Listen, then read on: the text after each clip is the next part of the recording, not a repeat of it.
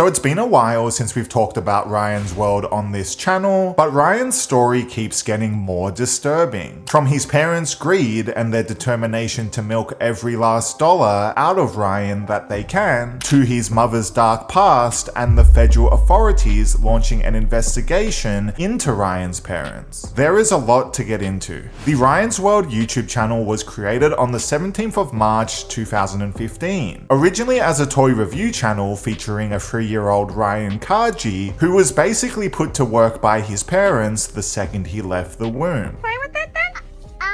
Okay, let's go. Okay. Alright, ready to go home? Let's go.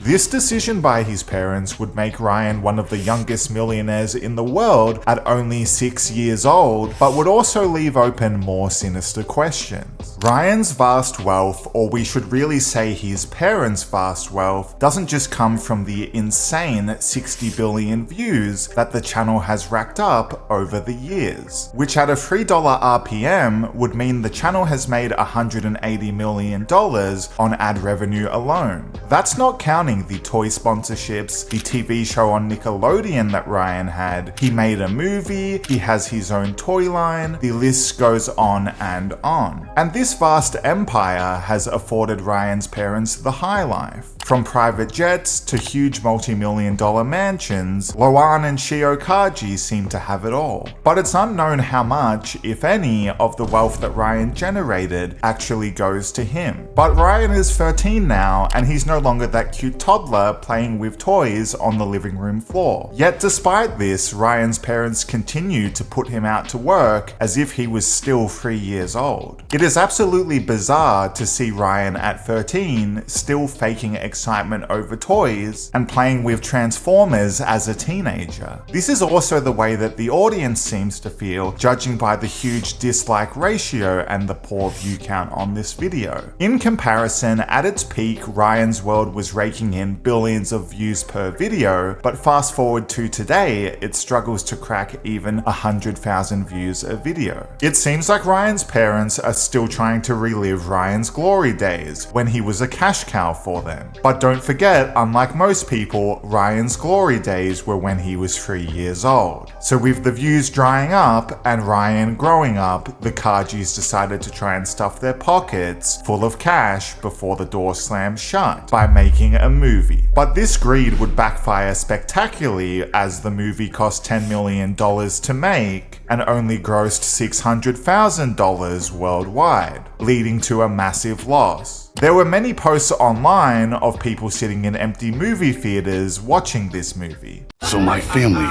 and I were literally the only ones in the theater to watch Ryan's World, and I must say it was a big disappointment. I do not recommend this movie. You evilified pizza! Oh, the horror! What got us out of Dark Titan's lair? You need us. She has a point. How's this for a point? I'm the big brother, I know best, and I'm in charge. The twins go home before they get us into any more trouble. So it's safe to say the Ryan's World movie was an absolute disaster, as audiences seem to see right through the greed of Ryan's parents. This isn't a movie, it's a toy commercial featuring a miserable enslaved 13-year-old. Not only is this movie just a symbol of his parents' greed, but it also manages to have the most idiotic plot ever. Ryan's World Titan Universe Adventure is what happens when the YouTube Kids algorithm gains sentience, develops Sigma male grandset energy, and then uses it to fuel a 90-minute ad for merch. This movie was fire. I love it when Diddy came up on screen, cheeked up with a level 600,000 plus. Wait a second, this doesn't sound right. Anyway, you get the point. And it's not an overstatement to say that everything about this movie was just a giant advertisement by Ryan's parents to sell merchandise to naive children. Because all the promotion around the film involved Loan and Shion Kaji shamelessly trying to plug their toy line. Ooh, bath bombs. He doesn't like bath bombs, right? So I'm gonna get bath bombs here. See, I'm already putting a lot.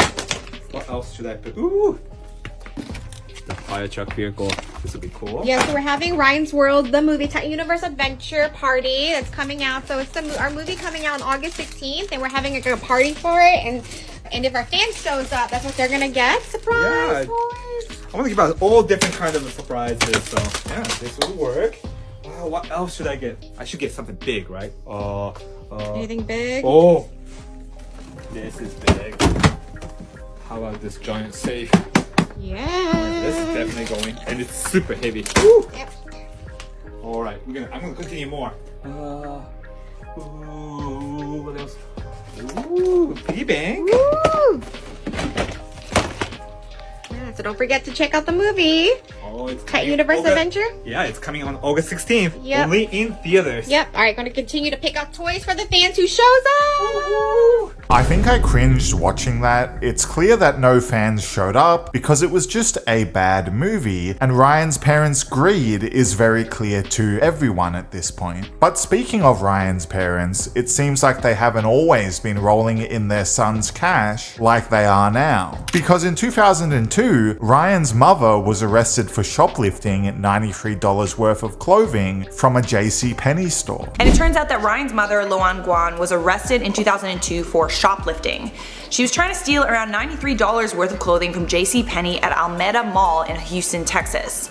Loan was 18 at the time and attending the University of Houston. She faced 60 days in jail, and instead the judge gave her 6 months probation and a $150 fine. She was told that she had to complete 40 hours of community service and complete random drug tests. Pretty lenient. Problem is, Loan did not show up to her community service, she didn't report to her community advisor, nor did she pay for the fees. She was arrested again in 2003 for violating her parole and spent 30 days in jail. So it seems like Ryan's parents have come a long way, from petty crime to running a multi-billion-dollar business that is entirely reliant on their son. And it seems like they are determined to keep Ryan working no matter how old he gets or whatever else he would want to do. Like, there is no way that Ryan is still playing with toys at 13 years old by choice. But petty shoplifting wasn't the last time that Ryan's parents ran afoul of the law. Because in 2019, the Federal Trade Commission, which is a government agency responsible for the enforcement of civil antitrust law and consumer protection, they filed a lawsuit against Ryan's World, alleging that the channel's sponsored videos, which are aimed at children, didn't clearly distinguish between advertising and organic content, which potentially deceives children. So essentially the FTC is saying that Ryan's World promoted products without disclosing that they were paid to do so. So children watching the channel think that Ryan is genuinely enjoying the toy, when in fact his parents were paid to promote it. I suppose we shouldn't be surprised at these shady business practices from Ryan's parents, since as we know, they only care about the cash.